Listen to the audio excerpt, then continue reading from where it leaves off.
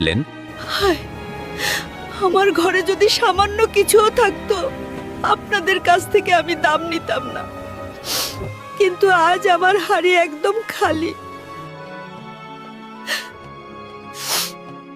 মেহমান তখন তাঁবুর এক কোণায় ধুঁকতে থাকা হাড্ডিসার এক ছাগলের দিকে তাকালেন।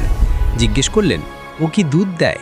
উম্মে মাবাদ করুণ হেসে বললেন, ও তো নিজেই চলতে পারে না, ও আর কি দুধ দিবে?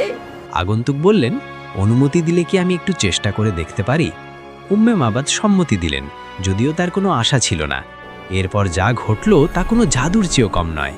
সেই মেহমান বিসমিল্লাহ বলে ছাগলটার গায়ে হাত বুলিয়ে দোয়া করলেন, আর সাথে সাথে শুকিয়ে যাওয়া ছাগলের ওলান দুধে টলমল করতে শুরু করলো। বালতি ভরে দুধ দেওয়া হলো।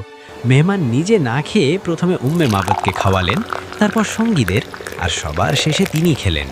এক মুহূর্তেই অভাবের